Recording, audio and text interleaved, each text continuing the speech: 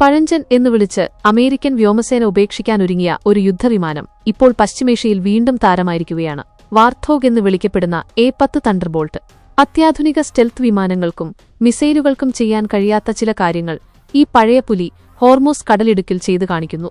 Hormuz കടലിടുക്കിലൂടെയുള്ള ഇന്ധനക്കപ്പലുകളെ തടയാൻ Iran ഉപയോഗിക്കുന്നത് അതിവേഗത്തിൽ സഞ്ചരിക്കുന്ന ചെറിയ ബോട്ടുകളെയാണ്. സൂപ്പർസോണിക് വിമാനങ്ങൾക്ക് ഈ ബോട്ടുകളെ കൃത്യമായി ലക്ഷ്യം വയ്ക്കാൻ പ്രയാസമാണ്. എന്നാൽ താഴ്ന്നും സാവധാനത്തിലും പറക്കാൻ കഴിയുന്ന A-10 വിമാനങ്ങൾക്ക് ഈ ബോട്ടുകളെ അനായാസം പിന്തുടരാനും തകർക്കാനും സാധിക്കും. A-10ന്റെ ഏറ്റവും വലിയ കരുത്ത് അതിന്റെ മൂക്കിൽ ഘടിപ്പിച്ചിട്ടുള്ള 30 മില്ലിമീറ്റർ ഗാറ്റ്ലിംഗ് ഗണ്ണാണ്.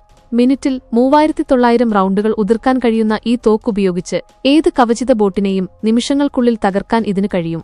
5 പതിറ്റാണ്ട് പഴക്കമുള്ള ഈ വിമാനങ്ങളെ പരിപാലിക്കാൻ ചിലവ് കൂടുതലാണെന്ന് പറഞ്ഞ് അമേരിക്കൻ വ്യോമസേന ഇത് ഒഴിവാക്കാൻ ശ്രമിച്ചിരുന്നു.